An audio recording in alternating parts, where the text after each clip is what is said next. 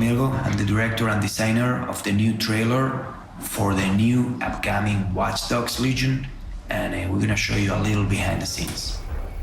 There are a number of things, of course. The visuals already, they were really interesting, sort of like punk, aggressive.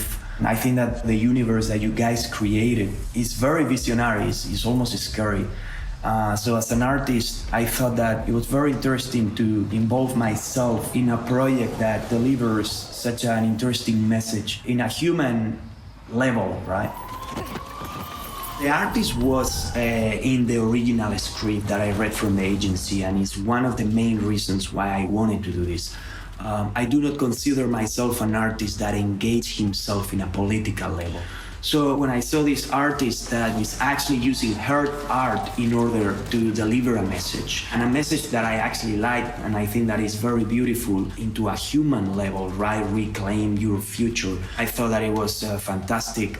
We live now in a world where we always need digital help, digital devices that are telling us how to go from one point to another, because we have the need to be next to that digital device almost at all times. We are very vulnerable for these sort of like highly controlling societies. When I was living in London, I remember there were these beautiful vintage black cabs, and these guys, they knew the city by heart without the need of a navigation map.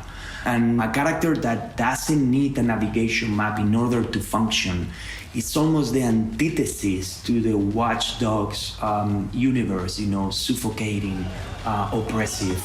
So a character like that is the ideal character to become a hero. London, from an aesthetic point of view, is always very well curated, right? It almost feels like there is a graphic designer behind everything. Anywhere that you look, there is like a speck of reds, a speck of blues. So when I saw your version of London, I was a little bit in shock because yes, it looks completely like London, but it's like a wartime, dirty, out of order. And I think that that was the most interesting thing for me, trying to keep the atmosphere of the London that I know, very pure, but with those kind of like oppressive and suffocating elements of a society that is going into the wrong direction. The most important thing that I like to do as a director, and it's something that I like to do by myself, is storyboarding and the animatics. Whatever I do in the animatic is usually a very accurate, close version to the final film. That's where I decide my shots, what the character is going to do. Basically, that's how we plan the film. Once the whole animatic is approved, we do, modeling based on the designs that I've been doing.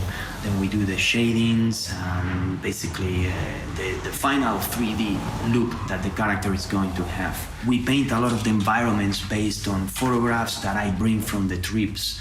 I love fashion as well and clothes, and when we design characters, I was working together with a stylist because that defines a lot the personality of the character.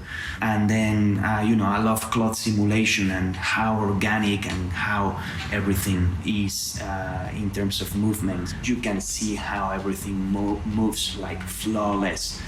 And I love that. I like realistic animation. I don't do motion capture. I never did it. But I love to take animation reference from actors or many times from myself. So what we do is we set cameras in different angles, close-ups, and the animator is able to see what the actor is doing. I'm obsessed with human motion, how do we move? How do we originate our movements? Where is our weight? So I like to apply that into my films and make it very realistic also in terms of proportions. I like the characters with realistic proportions. I like to simplify things that the eye do not really need, but the proportions I like to keep them real. For the sound, I like to keep it as pure as possible. If there is wind hitting a microphone, I don't like to clean it. I think that it's better because you're gonna have a more authentic experience. So to do the sound design, I went to London and I record everything, the general murmur of the city. Also for the music, I wanted to be very aggressive. I wanted to be really energetic, and this artist called Kilowatt. he does very murky, very dark, sinister techno that I think that it was perfect for our message. Well, well, well. Welcome to the Resistance.